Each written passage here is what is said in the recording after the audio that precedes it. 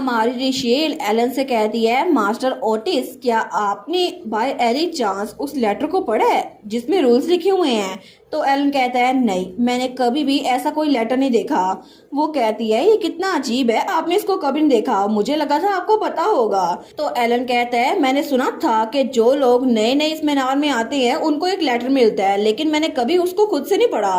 तो तब वो उसको कुछ पेन और पेपर देता है। तो हमारी कहती है, मैं लिख के बताती हूँ। तो तभी वहां पर लिखने लगती है और उसने हर एक रूल वहां पर बिल्कुल वैसे लिख दिया था जैसे उसने पढ़ा था, बिना कोई चीज मिस किए। और ये सब कुछ हमारी रिशेल ने याद कर रखा था। तो एलन कहता है, मुझे लगा ही था कि तुम बहुत सारी चीजों में एक्स्ट्रा ऑर्डिनरी हो, लेकिन सच में तुम तो मेरी एक्सपेक्टेशन से बढ़कर निकली हो टीचर। तो हमारी स्माइल करती है। वो कहती है, मैं कोई भी चीज एक बार पढ़ लूं मुझे भूलती नहीं है, और इसी वजह से मैं इतना तो कर ही सकती हूँ। लेकिन क्या आपने इसको पढ़ा है? वो कहता है, ये सारे रूल्स ये मैं जानता था, लेकिन मैंने कभी ये लेटर नहीं पढ़ा। इस लेटर को मैं आज तुम्हारे सामने पहली बार देख रहा हूँ। और वहाँ पे हमारी हीरोइन ने सारे के सारे रूल्स लिख दिए थे, जो कि बार्टन के रूल्स थे, जिसे पहली बार शार्लेट ओटिस ने लिखा था ताकि सब लोग वहाँ पे सेफ रह सके। तो एलन कहता है, अच्छा, तो इसमें ये सब कुछ लिखा है, लेकिन मुझे लगता है हमें यहाँ से कोई हिंट मिल जाएगा। ये सारे के सारे लेटर पहली बार जब भी कोई सर्वेंट आता है तो उसको मिलता है, लेकिन मैंने ये लेटर पहले इसलिए नहीं देखा क्योंकि रोजर पहले ही मुझे ये सारे रूल्स बता चुका है कि मुझे इन्हें फॉलो करना होगा। तो तब उसने वो लेटर पकड़ा था, उसको पढ़ा था। हमारे उसके हाथ पे हाथ रखती है तो एलन थोड़ा सा ब्लश करता है। वो कहता है, ठीक है, हम ढूंढते हैं कोई हिंट। लेकिन वो सारे उन लेटर में कोई ना कोई हिंट ढूंढ रहे थे। वो कहता है, कुछ भी अजीब नहीं लग रहा, हालांकि मैं इसको सारा देख भी चुका हूँ। हमारन कहती है, कोई ना कोई चीज होगी, ऐसा हो नहीं सकता कि शार्लेट ओटिस ने कोई हिंट ना छोड़ा हो। लेकिन वो है क्या चीज? मुझे लगता है मैं कोई ना कोई चीज मिस कर रही हूँ। और वहां पर सारे के सारे रूल्स थे, लेकिन तभी वहां एलन के पास इंक पड़ी थी तो उसके कुछ डॉट्स नीचे गिरते हैं। वो कहता है, सॉरी टीचर, मेरा हाथ फिसल गया, गलती से मेरे हाथ से गिर गई। लेकिन तभी हमारी हीरोइन वहां पर देखती है। वो कहती है, एक मिनट मास्टर एलन, हिलिएगा मत। तो एलन कहता है, एक मिनट, ये तो मिट ही नहीं रहे, लेकिन क्या बात है? हमारन कहती है, ये डॉट्स मुझे इन्हें कनेक्ट करने दे।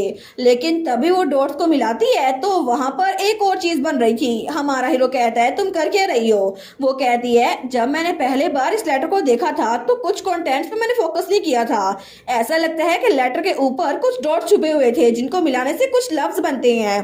तो तभी वहां पर उसने सारे डॉट्स को मिलाया था तो वहां पर लिखा था, focus on the even numbers. तो हमारी रिशेल और एलन एक दूसरे की तरफ देखते हैं। वो कहते हैं, इवन नंबर क्या कहते हैं? सेकंड रूल था, फोर्थ फ्लोर पे जाना सख्ती से मना है। अगर आपको कोई स्टेयर केस मिले जो फोर्थ फ्लोर पे जाता हो तो ये सिर्फ डेकोरेशन के लिए है। और आगे फोर्थ रूल था, अपने सारे के सारे काम आधी रात से पहले खत्म करके अपने बेडरूम में चले जाए और दरवाजे को लॉक कर ले, और सनराइज से पहले कमरे से ना निकलिएगा। 6वां रूल था कि आपको किचन से दूर रहना है, किचन सिर्फ शेफ की जगह है और शेफ की पावर एब्सोल्यूट है, इसी वजह से किचन में नहीं जाना। 8वां रूल था कि नए फैमिली मेंबर्स के लिए बार्टन का मैप प्रोवाइड किया गया है। टोटल 5 गार्डन है, जिसमें से 5वें गार्डन में आपको बिल्कुल नहीं जाना जहाँ पे रेड ब्रिक वॉल है। 10वां रूल था, आपको ओटिस फैमिली के पहले बेटे की तरफ तवज्जो देने की जरूरत नहीं है। अगर वो आपसे बात करे तो उसकी बात को इग्नोर कर दे क्योंकि उसका अपना टीचर है। तो एलन कहता है, जरूर इन रूल्स के अंदर कुछ ना कुछ छुपा होगा, लेकिन तुम्हें क्या लगता है इसके अंदर हिंट कौन सा हो सकता है? हमारन कहती है, मैं पूरी यकीन हूँ कि इन्हीं के अंदर कोई ना कोई हिंट होगा। वेल, मुझे लगता है कि ये सर्वेंट्स को प्रोटेक्ट करने के लिए नहीं था। ओड नंबर के रूल्स आपको भी पता थे, लेकिन ये देखें 10वें नंबर पे एक रूल लिखा हुआ है कि अगर आपको मीनार में जिंदा रहना है ना, बार्टन के रूल्स को फॉलो करना पड़ेगा। लेकिन रोजर के साथ बेट को जीतने के लिए मुझे लगता है हमें इन रूल्स के अपोजिट करना पड़ेगा, क्योंकि 10वां रूल है कि ओटिस फैमिली के फर्स्ट बॉर्न से बात नहीं करनी, लेकिन मैंने आपसे बात की और इसी वजह से मुझे रोजर का पता चला। तो एलन कहता है, अच्छा ये बात है, लेकिन मुझे लगता है जरूर इसमें कुछ ना कुछ होगा। रूल नंबर 4 में भी यही लिखा हुआ है कि आपको आधी रात से पहले कमरे से बाहर नहीं निकलना, लेकिन यही रात का वक्त होता है जब वो लोग अपने अपने डिजायर में बिजी होते हैं। तो रिशेल कहती है, अच्छा इसी वजह से आपने कहा था कि मैं मिडनाइट के बाद आऊं? वो कहता है, बिल्कुल, क्योंकि अगर तुम्हें पता हो कि तुम्हारे पास फायर है और तुम उनको डॉज करना जानती हो तो तुम उनकी नजर से बच सकती हो। इसके अलावा रोजर भी रात के इस वक्त गायब होता है। हमारा सोचती है, क्या रोजर गायब होता है? तो तब वो कहती है, 1 मिनट, लेकिन रोजर जाता कहाँ पर है? वो कहता है मुझे खुद नहीं पता, लेकिन वो अपने आप को फोर्थ फ्लोर पे बंद कर लेता है और सुबह होने तक वापस नहीं आता। उसने मुझे कभी नहीं बताया वहाँ पर क्या करता है, लेकिन वो वहाँ से निकलता ही नहीं है। तो हमारी सोचती है अच्छा, लेकिन उस दिन तो मुझे बचाने के लिए आ गया था। तब वो कहती है क्या आप कभी खुद से फोर्थ फ्लोर पे गए हैं मास्टर ओटिस? वो कहता है नहीं, वो रोजर की जगह है, वहाँ पर कोई भी नहीं जा सकता जब तक वो अलाउ ना करे। इसके अलावा जैसे ही कोई फोर्थ फ्लोर के करीब जाने की कोशिश करता है, रोजर को पता चल जाता है, लेकिन आखिर वो छुपा क्या रहा है? तभी वो एक दूसरे की तरफ देखती हैं। वो कहता है टीचर मुझे ये ना बताइएगा, आप फोर्थ फ्लोर पे जाने की बात कर रही हैं, लेकिन आप पागल हो गई हैं। मैंने आपको बताया था ना कि रोजर को पता चल जाता है। दिन के वक्त रोजर की नजरें हर तरफ होती है और रात के वक्त जब सबकी आंखें बंद होती हैं तो फिर भी उसको पता चलता है कि फोर्थ फ्लोर पे हो क्या रहा है। तो हमारन कहती है मैं जानती हूँ ये डेंजरस है, लेकिन मुझे लगता है ये हिंट हो सकता है, हमें कोई ना कोई प्लान बनाना होगा, मैं श्योर हूँ इस बात से। तो एलन सोचता है क्या इस औरत का दिमाग खराब हो गया, इसमें कोई भी डर नहीं है। वो कहती है और आखिर किचन कैसी जगह है और फिफ्थ गार्डन? वो कहता है किचन जैसे कि बताया गया है ये शेफ की जगह है, शेफ के अलावा वहाँ पे कोई नहीं जा सकता। और जहां तक मैंने सुना है ना, शेफ बाकी रोजर से बिल्कुल डिफरेंट है। रोजर ने कहा था कि शेफ वो उसकी पावर से बाहर आता है, इसी वजह से कभी कभार शेफ पे उसका बस भी नहीं चलता। हमारे सोचती है शेफ, तो वो कहती है अच्छा, तो रोजर भी किसी ना किसी को अवॉइड करता है, मतलब किचन शेफ का अपना डोमेन है। और 8वां रूल था कि फिफ्थ गार्डन, तो वो कहता है फिफ्थ गार्डन सिर्फ एक सिमेट्री है, जो लोग यहाँ पर मर जाते हैं ना उनकी लाशों को वहां पे दफनाया जाता है। असल में कहा जाए तो जो रोजेस यहाँ पर रहते हैं ना कभी उनकी बॉडी गिव अप कर ही देती है, तो फिर उनको वहां पे फेंका जाता है। हमारन कहती है अच्छा, लेकिन क्या ये पॉसिबल है कि किसी की बॉडी को वापस लाया जा सके? वो कहता है नहीं, ये इम्पॉसिबल है। और इसके अलावा एक बार बॉडी को रोजेस ने ले लिया तो ओरिजिनल ओनर उसको रोजेस की नरिशमेंट के लिए यूज किया जाएगा। हमारी हीरोइन सोचती है इसका मतलब है मैं बच्चों को वापस नहीं ला सकती। तो तब वो सोचती है मुझे ये बेट जीतनी होगी चाहे कुछ भी हो जाए, लेकिन वो सोचती है फोर्थ फ्लोर रोजर की जगह है, तो हमें वहां पर उसके कुछ ट्रेसेस मिल सकते हैं। सबसे अहम बात यह है कि हमें फोर्थ फ्लोर तक सेफली जाना होगा ताकि रोजर हमें पकड़े ना। लेकिन अगर रोजर की नजरें हर तरफ है तो फिर हम छुपे बगैर वहां नहीं जा सकते, और अगर हमें उसकी रेंज को अवॉइड करना है तो तभी वो सोचती है रोजर भी किसी को अवॉइड करता है। वो कहती है मुझे लगता है कि एक जगह है जहाँ पे रोजर इंटरफेयर नहीं कर सकता। वो कहती है मास्टर ओटिस, मुझे लगता है कि हमें किचन जाना चाहिए। तो एलन कहता है क्या? तो रिशेल कहती है हालांकि मैं जानती हूँ कि वो जगह बहुत ज्यादा डेंजरस है, फिर भी वहाँ पे कोई ना कोई क्लू मिल सकता है। तो एलन को तो बड़ा गुस्सा आ रहा था। वो कहता है तुम्हें ये बात पता है फिर भी तुम वहां पे जाना चाहती हो, क्या तुम अपनी कब्र खुद खोने की कोशिश कर रही हो? लेकिन वो दिल में सोचता है इतनी कॉन्फिडेंट कैसे हो सकती है, और वो 10 मिनट तो उसको नसीहतें करता रहा था कि वहां नहीं जाना। वो कहती है ऑफ कोर्स ये डेंजरस है, लेकिन मास्टर ओटिस बहुत सारी चीजें हैं जिनको हमें वहां जाकर खतरा मोल लेकर रिजोल्व करना पड़ेगा, और मैं सच में नहीं चाहती कि आपको बिल्कुल भी मरना पड़े। इसी वजह से इस बात को अचीव करने के लिए और कर्स को ब्रेक करने के लिए हम वहां पर जाना पड़ेगा। तो मेरी कोई इंटेंशन नहीं है मैं खुद भी मरूं, तो सिर्फ एक तरीका बच गया है। तो एलन कहता है क्या तुम्हें ये बात कंफर्म है कि किचन में कुछ ना कुछ होगा? तो रिशेल कहती है क्या आप मेरी हेल्प करेंगे? वो कहता है ठीक है वहां पे चलते हैं, किचन में भी या फोर्थ फ्लोर जहां मर्जी। रिशेल कहती है मास्टर ओटिस सच्ची? वो कहता है तुम इतनी खुश क्यों नजर आ रही हो?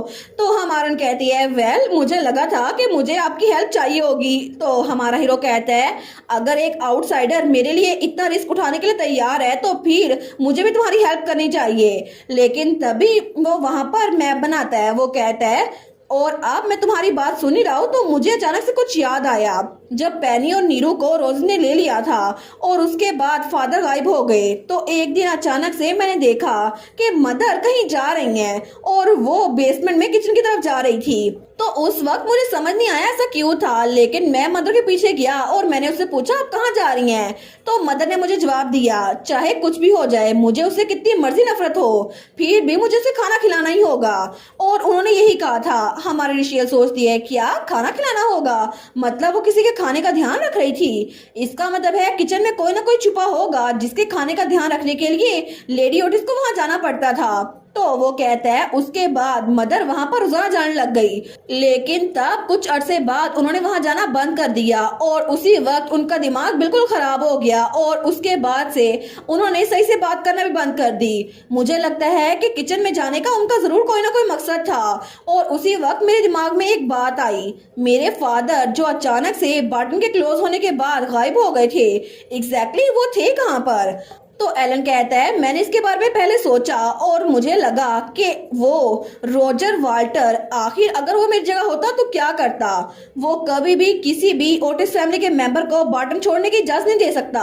तो अगर फर्स्ट बोर्न पैदा हो गया है तो फादर की कोई जरूरत नहीं है, लेकिन फिर भी उसने फैमिली को बढ़ाना था तो आखिर वो मेरे फादर का क्या करेगा?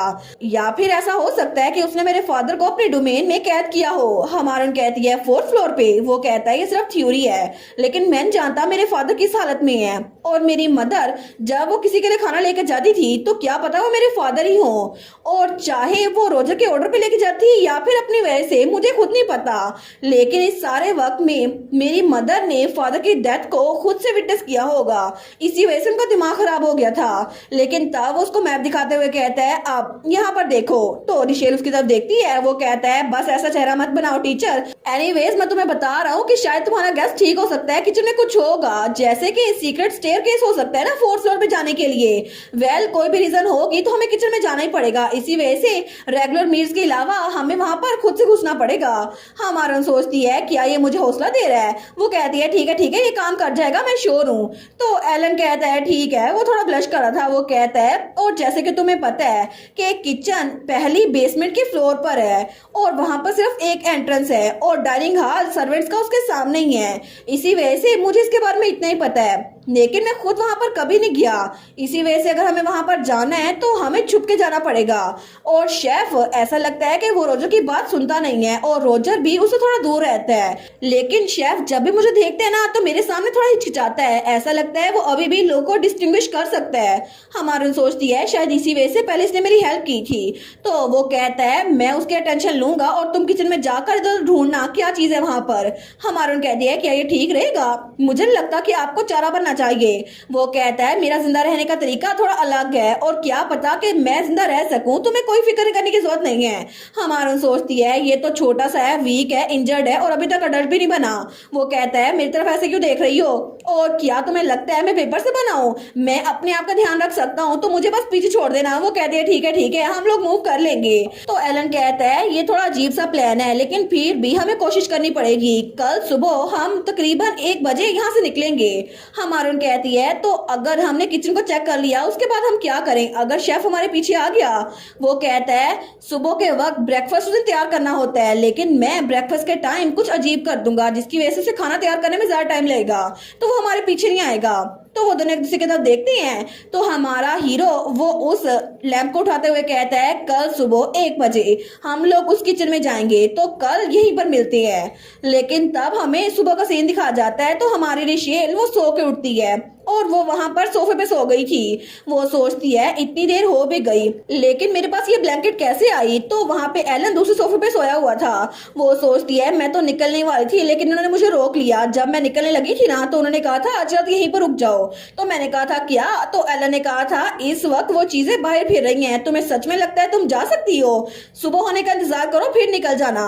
तो हमारी रिशेल सोचती है शायद हमने कल सही से बात की ना, इसी वजह से मुझे थोड़ा अच्छा लग रहा है और आज मैंने थोड़ी सी नींद भी ले ली है ना तो मुझे रिफ्रेश लग रहा है। वो एलन के पास आती है। वो कहती है मास्टर ओटिस मैं बाहर जा रही हूँ। तो एलन उसकी भी आंख खुलती है। वो कहता है मैं भी तुम्हारे साथ चलता हूँ। तो हमारून कहती है आपको मेरे साथ जाने की जरूरत नहीं है। वो कहता है नहीं मुझे भी अपने कमरे में वापस जाना है। लेकिन वो सोचती है इस वक्त तो ये बिल्कुल छोटे बच्चों की तरह लग रहा है, ये तो अपने बहन भाइयों की तरह लग रहा है। लेकिन तभी एलन अपना कोट पहनता है तो तब उसको देखती है। तो एलन कहता है ठीक है चलो बाहर चलती है। हमारून सोचती है इसको देखकर तो मुझे अभी भी बिल्कुल वैसा ही लग रहा है जैसे एक प्रिंस वो किसी कैसल में फंसा हुआ हो, जैसे मैंने बचपन में कहानी पढ़ी थी ना, बिल्कुल वैसे ही फेरी टेल की तरह। तो तभी दोनों दरवाजे के पास आते हैं तो वो दरवाजा खोलने लगती है। हमारून सोचती है क्या सच में ये बिल्कुल ठीक रहेगा? लेकिन तभी दरवाजे के बाहर कोई खड़ा हुआ था। तो वो कहता है तुम दोनों। हमारी रिशेल जैसे ही सामने देखती है ना तो वहां पर रोजर खड़ा था। वो कहता कहता है तुम दोनों थोड़ा जल्दी उठ गए। तो हमारी हीरोइन उसको देखकर बिल्कुल शॉक हो गई थी।